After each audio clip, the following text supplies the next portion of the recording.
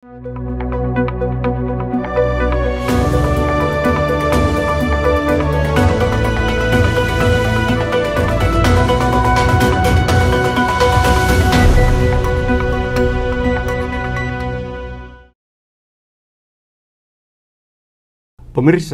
jumpa kembali dalam dialog National Intelligence Estimate. Pada kesempatan ini, kami akan membahas tentang potensi konflik di Timur Tengah akibat pengembangan senjata nuklir Iran. Kita tahu bahwa kemampuan Iran mengembangkan senjata nuklir kembali menghangat, khususnya pasca terpilihnya Presiden Ebrahim Raisi yang berhaluan konservatif. Pernyataan Raisi yang tidak akan mengorbankan kepentingan nasional demi menyelamatkan perundingan nuklir dengan negara-negara barat menghadirkan level ancaman terbaru terkait kemampuan negara Syiah itu dalam pengembangan senjata nuklirnya. Dengan demikian, selain Israel, Iran akan menjadi negara kedua di Timur Tengah yang memiliki kemampuan senjata pemusnah massal atau WMD. Kondisi ini tentunya memberikan ancaman tersendiri terkait geopolitik dan stabilitas regional di Timur Tengah. Sebuah negara yang selama ini dianggap sangat kurang bersahabat atau penentang hegemoni Barat seperti Iran mampu memiliki senjata nuklir di wilayah yang tidak pernah damai karena banyaknya konflik yang terjadi. Ditambah kehadiran anak emas di sana, yaitu Israel. Semakin panasnya kondisi Timur Tengah, semakin terbuka kemungkinan terjadi konflik. Konflik yang terjadi tidak lagi seperti konflik Arab-Israel atau konflik Yom Kippur yang selama ini melibatkan Israel. Konflik yang terjadi adalah konflik nuklir sebagai senjata pemusnah massal yang akan dimulai oleh Israel karena merasa sangat terancam dengan kemampuan nuklir Iran. Sudah hadir di tengah saya atau bersama saya Profesor Dr. Insinyur Dadan Umar Dayani. Beliau adalah guru besar dan peneliti di Lemhanas dan juga guru besar di Universitas Trisakti. Beliau juga adalah salah satu inisiator Jakarta Geopolitik Forum yang sudah 5 kali mengadakan seminar membahas masalah-masalah regional. Untuk itu, beliau akan bersama saya untuk mendiskusikan, memprediksi beberapa hal yang akan terjadi ke depan. Selamat datang, Pak Dadan. Terima kasih atas undangannya, Bung Adrian. Luar biasa. Topiknya sangat aktual, strategis begitu berbicara.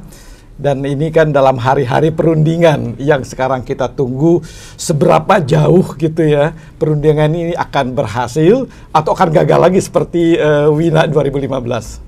Ya, Pak Dadan, Profesor Dadan. Iya, terima kasih. Kira-kira bagaimana kondisi politik internasional di Timur Tengah saat ini secara umum dengan melihat hasil dari perundingan nuklir yang belum jelas ini, Pak? Baik, jadi kalau kita lihat tanpa urusan nuklir di Timur Tengah ini memang konflik antar negaranya juga luar biasa. Dan kalau kita tenggarai bahwa tadinya Israel dengan Iran itu adalah punya hubungan yang sangat harmonis. Bahkan Israel membeli minyak dari Iran dan Iran membeli senjata dari Israel pada saat waktu itu dinasti Pahlavi. Dan disitulah juga tahun berapa tuh, Pak? Kira-kira? Itu kalau kita berbicara setelah Israel tanda kutip merdeka tahun 48 gitu ya. Okay. Nah, kalau kita berbicara di sini hubungan strategis ekonomi dan Iran tuh sangat-sangat baik. Kenapa? Karena dinasti Pahlavi juga didukung oleh Amerika, begitu ya. Sehingga saat itu sebenarnya pengembangan nuklir Iran pun itu disponsori oleh Amerika gitu ya. Pada saat itu. Nah, kemudian hubungan itu pecah pada saat dimulai dengan revolusi Iran tahun 79. Di mana kemudian Iran Iran menjadi Republik Islam Iran. Di mana penguasanya adalah Mullah Ayatullah Khomeini. Dan di situ berubah sama sekali. Dan satu negara yang luar biasa di Timur Tengah berani menentang hegemoni Amerika, itu Iran. Iran mengusir, waktu itu ada demonstrasi mahasiswa. Nah, tentu saja itu kalau kita lihat flashback begitu ya. Dalam perkembangannya, karena Iran ini kalau kita lihat juga sejarahnya, negara yang memiliki sumber daya manusia yang cukup cerdas. Indikatornya apa? Kita lihat saja hasil-hasil dari gedungnya dan segala macam. Dari mulai itu memperlihatkan bahwa sosok orang-orang di Iran ini memiliki ilmuwan-ilmuwan yang luar biasa. Nah, kalau kita melihat seperti itu, maka tidak heran kalau kemudian Iran walaupun diblokir berapa lama dalam embargo ekonomi, dia bisa survive. Nah, di samping itu tentu saja dari mulai adanya pengembangan nuklir, energi nuklir di Iran, itu terus berjalan begitu. Karena dalam analisis saya, bahwa Iran harus memiliki bargain position ke dunia. Itu satu posisi yang kita lihat di Timur Tengah. Gitu ya, kira-kira di situ. Jadi konfliknya itu akan tetap. Dan satu hal lagi barangkali yang ingin kita katakan bahwa Timur Tengah ini sebetulnya disebut Timur Tengah oleh orang-orang Eropa, orang-orang Barat. Di sebelah timur tapi tidak terlalu ke timur, jadi Timur Tengah. Yang lucunya adalah atau uniknya kalau di Indonesia ASEAN itu kita mencari bahwa kita adalah sama. Kita masyarakat serumpun. Kalau di sana nggak ada nasionalisme Arab gitu. Jadi mereka justru lebih mengemukakan perbedaan agama, Syiah dan Sunni, perbedaan klan dan sebagainya. Ya. Jadi konflik itu ada, apalagi sekarang ada nuklir gitu ya. Ya Pak, kembali ke nuklir Iran ini Pak. Apakah Profesor melihat bahwa mereka mampu membuat senjata nuklir pada tingkat 90% pemurnian nuklir mereka? Ya. Kalau kita kembali kepada apa yang dimiliki dan dikembangkan gitu ya, pada saat waktu Wina kan kita menyatakan ini sudah terlihat nih kemampuan. Nah ini kita coba bedakan antara kemampuan dia membuat dan dia mau berbuat. Dalam pernyataan yang terakhir Ibrahim Raisi, presiden yang terakhir yang sekarang, dia menyatakan bahwa jangan khawatir dunia, Iran tidak akan membuat senjata nuklir. Ya, tapi Iran kan berkali-kali menyatakan bahwa ini untuk kepentingan sipil, untuk pembangkit listrik. Tetapi dari hasil pernyataan terakhir dari Direktur Jenderal IAEA bahwa mereka punya motivasi besar untuk membuat senjata nuklir, gimana tuh Pak? Nah, jadi makanya kalau kita lihat tadi kemampuannya itu sudah sampai.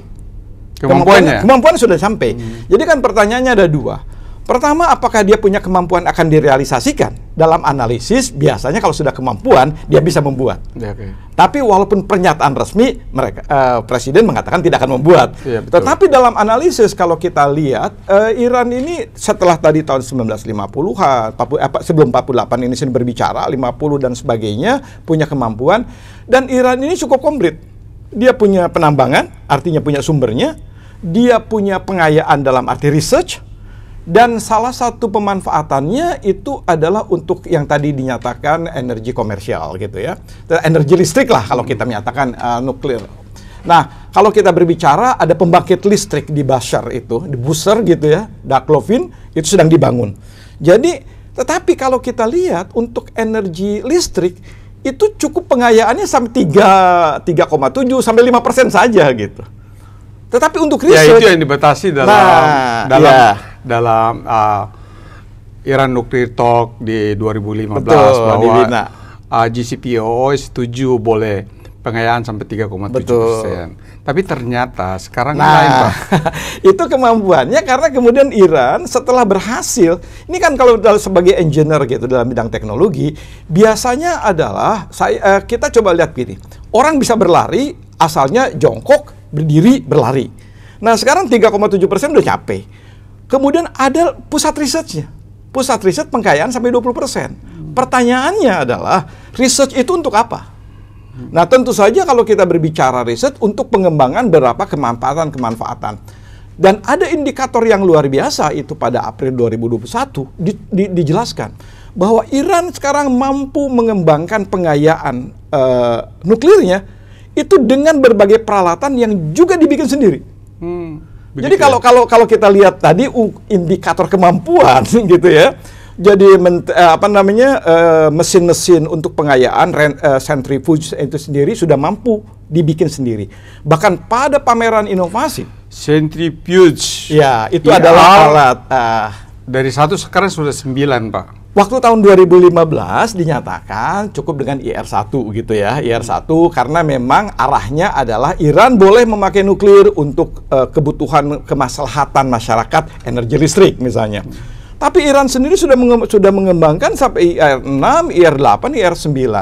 Artinya kemudian sudah mampu membuat alat untuk pengayaan dan hasilnya sudah terlihat. Sampai 20%, 60%, dan sekarang itu dilihat sampai 90%. Pernyataan Amerika bahwa nggak mungkin Iran bisa bikin 1 tahun yang lalu. Iya kan, Pak? Ya, analisa mereka butuh bertahun-tahun. Ternyata mereka mampu, Pak. Mampu. Akhirnya diajak mereka ke meja perundingan. Sebenarnya bargaining position Iran di atas dong. Di atas. Betul. Ya. Betul. Jadi Amerika sekarang kelabakan juga dengan sekutunya dengan. Jadi di situ makanya kita lihat pada tahun 2015 itu sendiri dibatasi. Jadi gini, bahwa Iran boleh memakai nuklir pada batas tertentu untuk kebutuhan energi atau kemaslahatan masyarakat. Begitu pengayaannya lebih tinggi akan dimungkinkan untuk membuat sampai senjata. Kan itu satu pandangannya. Tapi menurut Iran boleh saya mengikuti non-proliferation karena dia juga mengatakan seperti itu. Tidak setuju kepada penciptaan senjata pembunuh massal ya. Itu dia juga menyatakan seperti itu. Namun kemudian bargain positionnya apa? Cabut dong, gitu ya, embargo ekonomi, sanksi. Kami punya minyak dijual, uangnya boleh kami pakai dong, gitu kan, dan sebagainya lah, sehingga diperlakukan sebagai negara yang normal. Tapi kemudian 2018 gitu ya, Amerika mencabut gitu. Ya, jadi disinyalir atau sesuai dengan data intelijen, mereka tidak mematuhi kesepakatan 2015. Betul. Ada 5 poin. Mungkin bisa Pak Profesor Dadan bisa menjelaskan ke kita. Ya, kalau kita 5 poin di sana kan berkaitan dengan sebuah semacam kegiatan di dalam pengayaan dan arahnya kemana. Ya. Ya, kalau kita kemudian berhasil 3,7 sudah menghasilkan pusat listrik, harapannya sebetulnya akan dibikin pusat-pusat listrik yang banyak gitu. Tetapi begitu research-nya gitu ya mencapai peningkatan pengayaan, ini di atas itu dong. Gitu. Iya, di fasilitas Fordo misalnya. Betul ya, di Natas misalnya kan, itu di pusat-pusat research. Walaupun kemudian Iran mengatakan silakan buktikan gitu kan, karena audit itu report mengenai mengaudit sampai seberapa jauh bahayanya, sampai sekarang kita belum punya.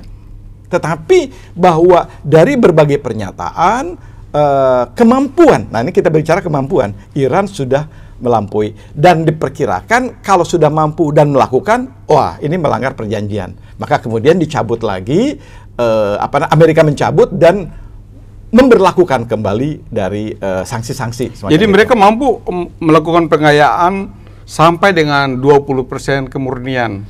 Oh, sudah di atas itu kalau sekarang. Sudah dalam kuantitas yang kecil menurut laporan dari ISES, betul. Institute of Science and International Security. Ya.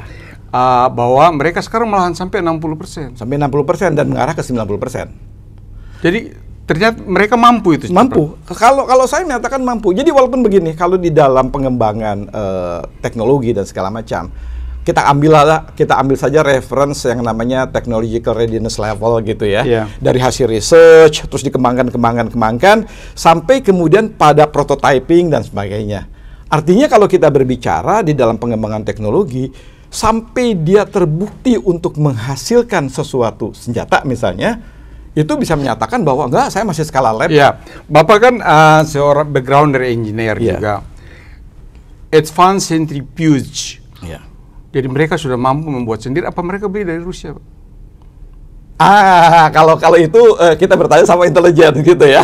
Tapi kalau kemudian dideklar, ini kita bicara statement deklarasi. Jadi presiden sebelum yang sekarang Ibrahim Raisi, jadi Hasan Rouhani gitu ya, beliau mengatakan pada expose perkembangan inovasi, kami sanggup mengayakkan uranium sampai 60% dengan memakai peralatan yang kami buat sendiri. Ini benar menurut asesmen Bapak atau bluffing dia aja? Kalau kita melihat sejarahnya Iran, itu negara yang tadi kita katakan sejarahnya punya kepandaian. Negara mana yang kemudian dihantam habis-habisan masih eksis? Buat saya bukan cuma bluffing gitu ya, bahwa jadi gini bermainnya. Saya punya kemampuan, tapi saya nggak bakal bikin senjata kok. Oke, gitu. kita pada posisi bahwa Iran mampu mengayakan uranium 20-60% dan 3-5 bulan mereka akan bisa mampu membuat 90% sehingga akan menjadi hulu nuklir pada ICBM. Ya. Dan itu membahayakan regional dong. Oh sangat, gitu sangat. Ya kan Pak? Betul. Jadi kalau kita ikut cara berpikir Barat dan apa yang disampaikan Iran, bahwa ada dua hal yang berbeda. Bagaimana menurut Profesor Dadang? Ya, kalau kita berpikir kan begini, pada saat seperti itu bisa saja kalau kita bukan bluffing ya, menguatkan bargain position. Nah, dengan menguatkan bargain position, akhirnya semua negara, wah kalau begitu kita masuk lagi dalam dunia perundingan deh. Gitu ya, supaya kembali lagi. Jadi Iran sebenarnya sudah berhasil sekarang untuk mengatakan, untuk menarik kembali, memancing semua kembali lagi bahwa oke, kita harus ke meja perundingan lagi. Tapi meja perundingan itu belum tentu menghasilkan kesepakatan yang pasti. Ya, open ended lah gitu ya kira-kira. Kalau kita lihat gaya bermainnya Iran sekarang ini, sebenarnya dia tuh bergaining Pak dengan Amerika. P5+1 yang terlibat dalam JCPOA. Betul. Mereka ada dua working group, satu menangani sanksi, satu membahas tentang nuklir itu sendiri. Bagaimana kira-kira prediksi Profesor Dadang? Apakah nuklir talk di Wina ini akan berhasil? Karena mereka sudah kembali ke negara masing-masing nih, membawa hasilnya dan melapor kepada persekusurnya untuk Iran, delegasi Iran. Nah, menurut saya khawatir begini, karena kalau kita ini kan sudah putaran 6 dalam 3 hari gitu ya. Nah, kemudian kita berbicara sudah pulang kembali ke negaranya, ya di dalam hubungan internasional. Dalam tadi kita bicara karena saya ikut forum Jakarta Geopolitical Forum. Itu biasa dalam hubungan internasional kita semacam kayak tarik ulur. Oke, saya kembali. Nah, tetapi kemudian pada saat kita berbicara kesepakatan, itu kan di dua belah pihak ya. Tapi Iran sudah berhasil memancing, gitu ya, memancing dengan tadinya kemampuan tadi. Nah, saya yang justru dikhawatirkan adalah kejadian yang di luar meja perundingan. Misalnya begitu ya, tiba-tiba Israel melakukan sabotase gitu ya, masuk. Saya kira nanti aja dulu kita bahas itu. Ini masalah sanksi ekonomi. Ini kan berat buat Iran kalau dilakukan terus-menerus. Betul. Jadi sanksi original sebelum 2015 dan ditambah lagi seratusan kira-kira sanksi terhadap Iran setelah dia melanggar kesepakatan nuklir talk 2015 yang dilakukan oleh Amerika Serikat di bawah pemerintahan Presiden Donald Trump. Ya, ini yang dalam pandangan kami begitu, analisisnya kan setelah dia pertama adalah berhasil dulu mengatakan, oke, saya sudah punya kemampuan. Kalau kemudian, ini dalam bahasa saya, kalau kemungkinan saya diinjak terus gitu kan, saya akan lakukan gitu, saya akan melakukan perlawanan karena saya punya kemampuan. Nah, di situ seberapa besar pengaruhnya tekanan ini, sanksi ini terhadap ekonomi Iran? Sebenarnya kalau kita berbicara pada pengalamannya, saya yakin sebetulnya Iran itu kan sanksi itu embargo itu kan Amerika sama Eropa, tapi dia masih bisa ada hubungan dengan yang lain gitu. Syria misalnya. Ya. Jadi kalau kita lihat pengalaman yang lalu sampai lebih dari 10 tahun ya, 12 tahunan gitu di embargo, dia bisa hidup gitu. Apalagi kalau sekarang, nah dalam konteks geopolitik, waktu Jakarta Geopolitical Forum kita buka, ternyata dunia ini sedang mengalami pada namanya world disorder. Betul. World disorder kemudian akan masuk ke dalam disarray, chaotic hubungan, terutama rivalitas Cina dan Amerika. Ya, ya. Cina juga baru-baru ini melakukan sesuatu kegiatan yang buat Amerika dan yang lainnya tercengang. Dia melakukan namanya Comprehensive Strategic Partnership dengan Iran. Iya. Yang berjanji menginvestasikan sekitar 400 juta US dollar selama 25 tahun. Betul. Ini kan sesuatu yang membuat Amerika, wow, di lain pihak saya embargo dia, tapi Cina kok membuka gitu. Gimana? Betul. Jadi karena justru itu yang menarik gitu ya dalam Jakarta Geopolitical Forum sampai yang kelima, itu berbicaranya kan selalu begini. Amerika itu melakukan pendekatan security, militer. Sedangkan China sekarang melakukan pendekatan kesejahteraan. Nah, jadi ada dua pilihan sekarang. Ada dua pilihan kan. Jadi bagi Iran atau mungkin ini dalam analisis kita gitu ya. Sudah tidak bisa lagi ditakut-takuti dengan aspek militer. Dia punya kemampuan. Nah, sekarang kalau kemudian ditekan dengan ekonomi, dia punya jalan keluar, exit clause-nya. Iya, jadi begini, ada dua posisi Amerika dan posisi Iran. Posisi Amerika, oke, kita selesaikan dulu ini nuklirnya. Kamu harus terbuka sama kita, transparan terhadap kita. Iran bilang tidak. Buka dulu sanksinya, Pak.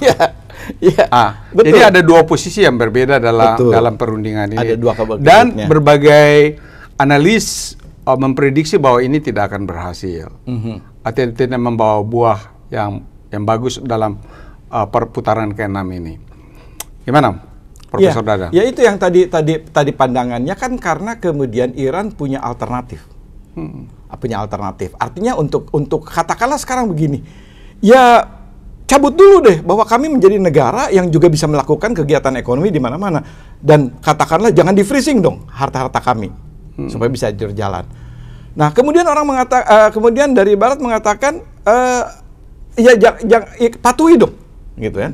Patuhi. Iran mungkin akan mengatakan oke, kami patuhi, tetapi dalam pengertian patuhnya itu membuat senjata atau memiliki kemampuan.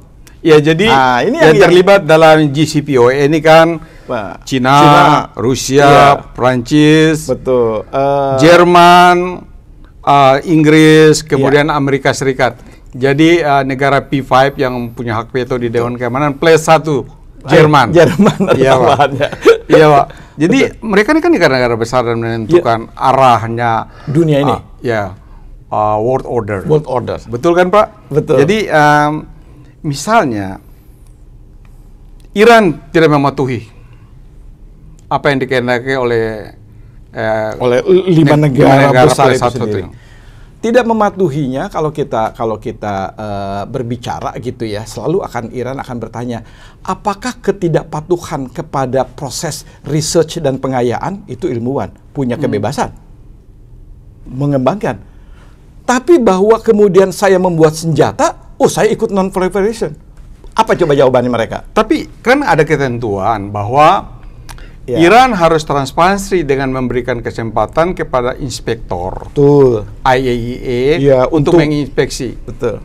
Iran sekarang bilang tidak perlu inspeksi, taruh aja memory card di CCTV kami kerja, kamu monitor saja.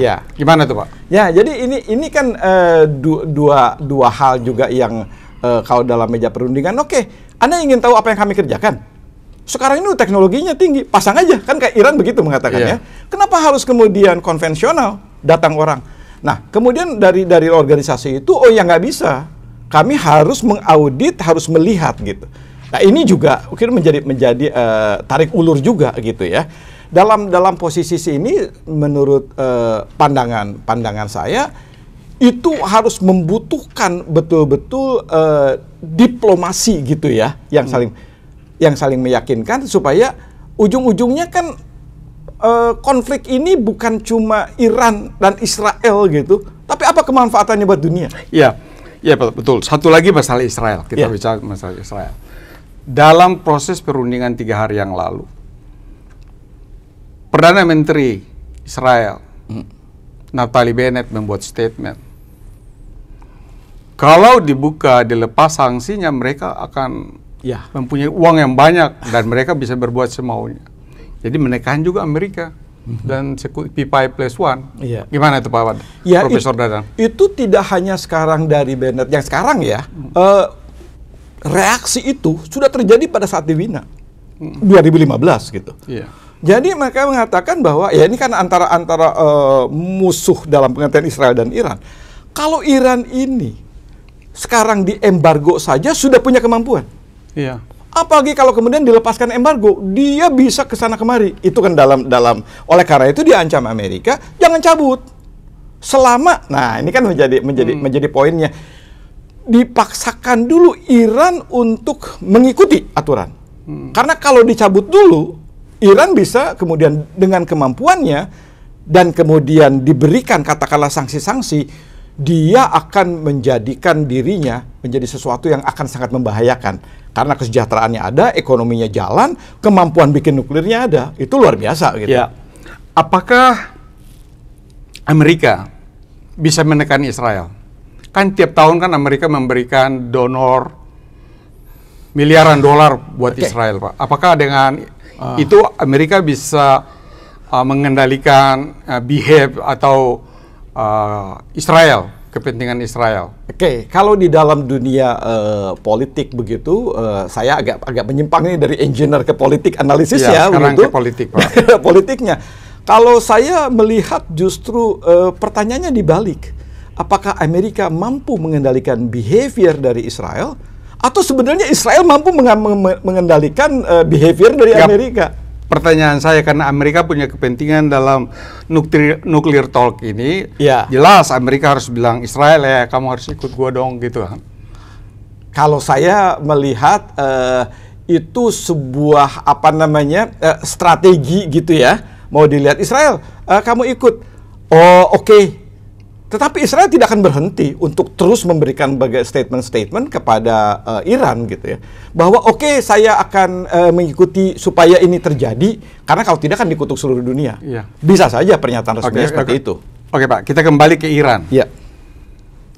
Politik Iran, dalam negeri Iran. Bapak lihat kan ada paksi-paksi yang sangat keras gitu kan. Ya. Pokoknya kita akan membangun terus, jalan terus, bagaimana Pak? Ya, jadi faksi garis kerasnya Iran dari sejak perundingan Wina pun dia menyatakan jangan kita menyerah dengan kondisi seperti itu. Kayakan terus, kembangkan terus. Apa hak mereka membatasi cara berpikir kita? Kan gitu kira-kira. Karena kalau kemudian mengikuti pada kembali, katakanlah nuklirnya dibatasi sampai sekian aja, tidak mau membangun. Nah, reaksi kerasnya dari orang-orang Iran, kita ini sebenarnya akan mengalami kekalahan. Ini jadi luar biasa ini. Jadi sekarang pemerintah Iran ini sendiri didorong oleh garis keras faksinya di Iran. Kalau Anda mengikuti apa yang diinginkan, kan gitu kalimatnya ya, betul, apa yang diinginkan oleh 5 negara plus 1 Jerman ini, kita berarti kalah. Jadi posisinya Iran tuh sangat kuat sekarang. Sangat kuat kalau menurut pendapat saya, dengan memperlihatkan pada sekian tahun dia di embargo ekonomi, tapi kemudian dia jalankan terus programnya. Nggak tahu ya apakah saya boleh mengatakan, toh saya di embargo, saya jalanin aja terus, saya bandelin aja terus. Berarti Amerika kalau tidak berhasil dalam Iran nuclear talks ini, berarti alternatifnya jadi 3 Pak. Namanya Plan B. Oke. Nah, Plan A itu tidak bisa terjadi. Tidak bisa terjadi dengan cepat. Plan gitu B. Ya, Pak, artinya berarti mereka harus lebih memperketat lagi sanksi alternatif 1. Ya. Iran kira-kira masih bisa goyang nggak Pak, menurut Bapak? Ya, tadi dengan kondisi geopolitik yang tadi itu, bahwa dunia ini sekarang sudah bukan hanya Amerika yang polisinya itu world disorder. Jadi organisasi-organisasi dunia, kita bicara dalam Jakarta Geopolitical Forum, sekarang tidak ada satu lembaga yang paling berwibawa untuk mengatakan A, B, C pada semua. Itu yang kita namakan world disorder. Yeah. Dan kalau kemudian seperti itu, ada rivalitas yang luar biasa, terutama dari China dan Amerika. Kalau ini terus dibiarkan, itu akan masuk ke dalam disarray, kekacauan. Tapi biasanya, kalau di dalam ilmu fisika saja, ada disorder, disarray, biasanya masuk new normal. Ya, oke. Kesetimbangan baru. kita sudah masuk di plan B, berarti akan terjadi cyber attack yang paling ringan dulu. Iya. Dan itu dilakukan setiap saat, ada kemungkinan dilakukan dan sudah dilakukan. Sudah dilakukan. Yang kedua adalah sabotase. Ya. Intelijen, Mossad misalnya, Ya. di belakangnya CIA misalnya. Ya. Itu kan ada tuduhan yang ya namanya tuduhan gitu ya. Artinya pembuktiannya masih sangat sulit.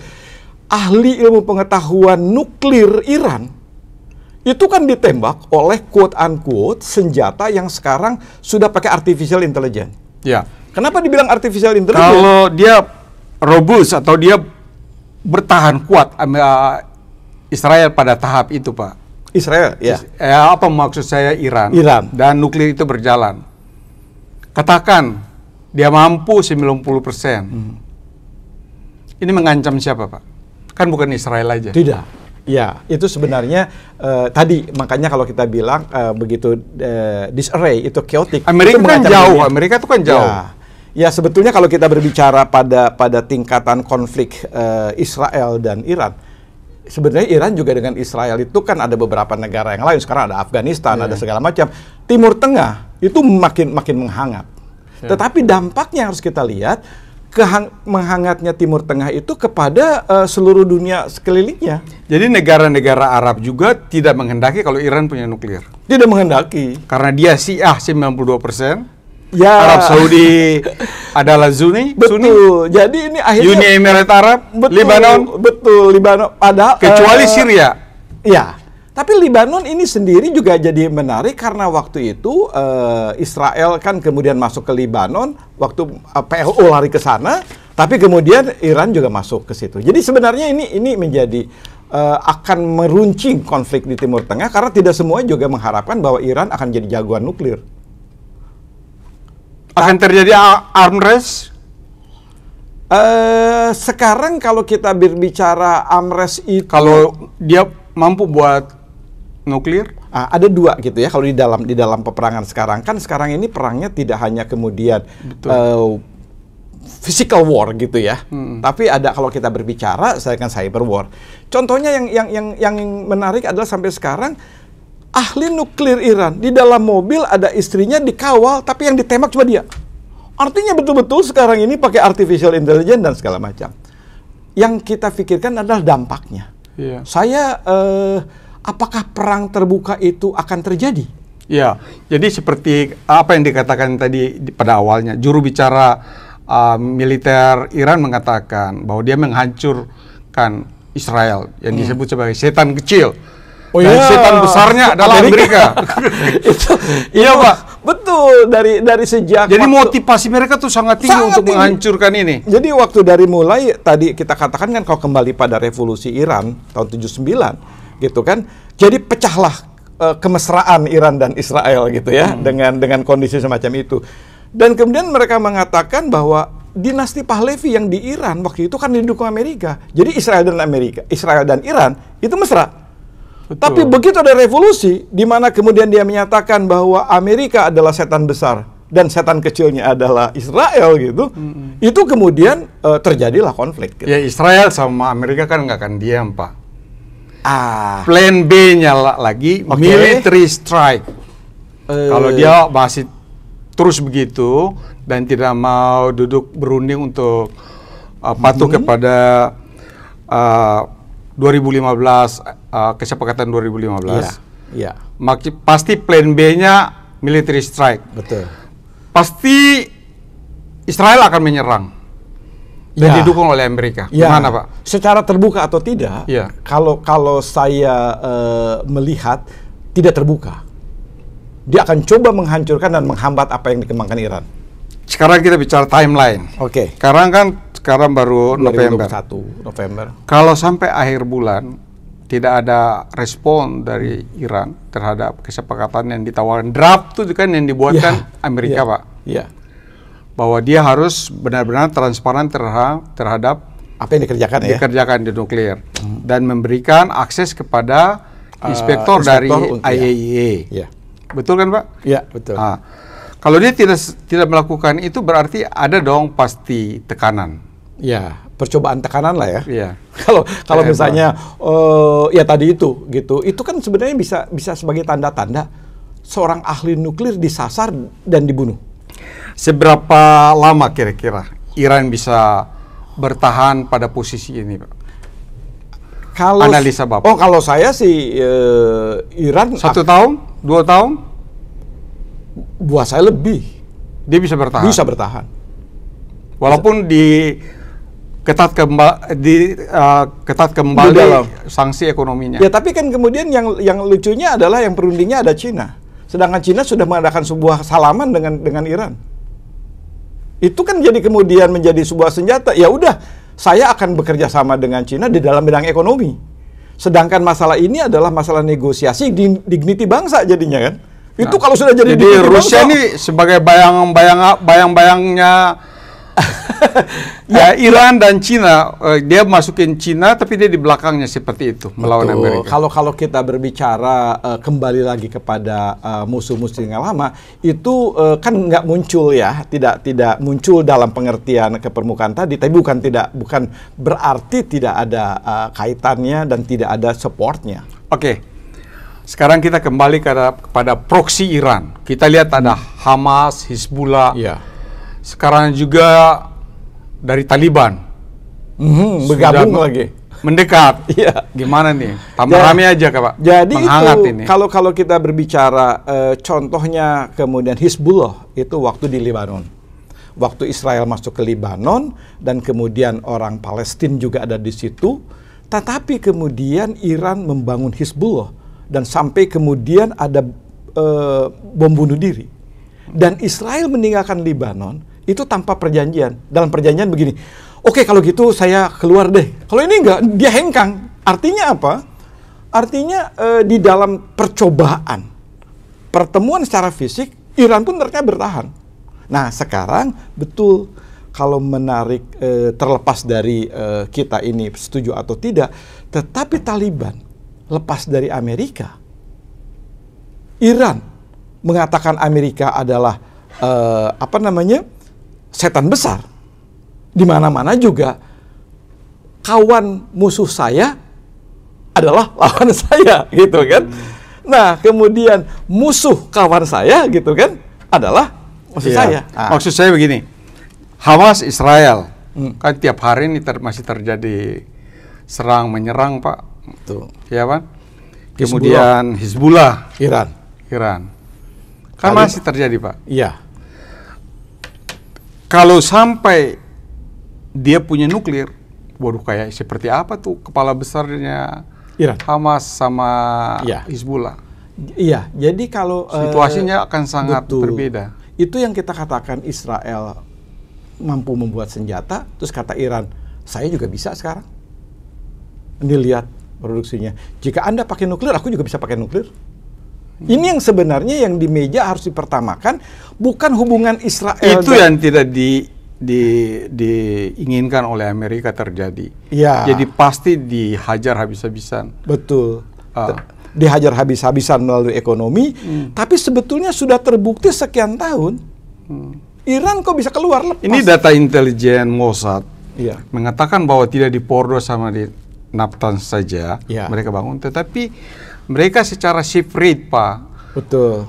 Di tempat-tempat yang di kota, di tempat-tempat yang terpencil. Jadi dibangun di sini sebagian, di sana sebagian. Jadi susah juga untuk dihancurkan. Gimana tuh, Pak? Kalau kita lihat gitu, coba dilihat kemarin itu kan kita bicarakan bahwa ada yang namanya pusat research gitu ya. Ada pertambangan, kemudian juga ada tenaga listrik. Itu kan merupakan bagian-bagian dari kalau kita berbicara. Ini tidak hanya satu kota loh. Jadi yang memang muncul adalah di Natanz. Itu dianggap di bawah tanah yang luar biasa dan menghasilkan. Dan itu menjadi di Forlo itu adalah fasilitas pengayaan. Tetapi kemudian penambangannya ada di Sagan, ada di Gisim gitu kan. Kemudian juga yang untuk komersial ada di kota di Teheran, ada di Bushehr. Jadi memang dan selama kemudian tidak berhasil diidentifikasi, apa betul gitu ya di kota yang menyatakan saya pusat research, padahal sepertinya pusat pengayaan di situ. Ya, jadi ada dua kemungkinan. kalau dia mengikuti apa keinginan JCPOA, berarti tidak ada masalah. Ya. Tetapi kalau dia pada posisi sekarang, Iya. maka akan timbul sesuatu gejolak yang sangat besar, konflik Konflik mungkin terjadi perang di Timur Tengah, Pak. Konflik yang terjadi sangat mungkin terjadi gitu ya, seperti yang terbuka. tadi. Apakah terbuka dalam pengertian betul-betul besar, atau kemudian seperti yang sekarang konflik yang terus-terusan saling bunuh-membunuh di mana-mana. Tetapi kekuatan yang tadi itu Taliban menjadi faktor baru gitu ya. Faktor baru, kalau tadinya Iran sendirian, sekarang kan sebelahan nih ada Afghanistan. Apalagi dia sekarang di embargo kan. Nah, dua-duanya sama biasanya Nasibnya pada sama. kondisi yang nasibnya sama, salaman. Satu lagi ke Korea Utara, Pak. Oh iya, ICBM-nya. walaupun jauh, tapi kan Korea Utara sudah membuktikan Iya. saya sudah mampu membuat, kan itu juga. Betul. Jadi sebenarnya perundingannya tidak bisa tekan-menekan seperti ini, harus kita naikkan ke dalam kepentingan bersama. Bukan cuma yang berunding dan Kita Iran. tidak bisa mengendalikan perundingan itu, Pak. Artinya harapan kita. Betul, meng-appeals gitu ya. Ya. Karena apa? Karena kan dunia ini bukan hanya milik mereka. Ya. Terus emang yang negara-negara lain kos di dunia ini, Iya. seandainya terjadi perang nuklir, itu kan pemusnah massal. Nuklir itu bahaya begini. Kalau tembakan, saya tembak Bung Adrian, hanya Bung Adrian yang kena. Tapi begitu Bung Adrian saya tembak dengan nuklir, yang sebelah-sebelahnya kena semua. betul.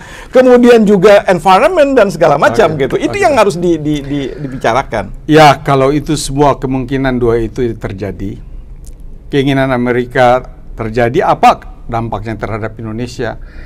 Kalau Iran ngotot, apa dampaknya terhadap Indonesia? Jadi sebenarnya kalau kita berbicara secara geografi kan jauh gitu ya. Tapi dampaknya kan saya tidak berbicara hanya ke Indonesia. Yang tadi kita bicara dampaknya dunia.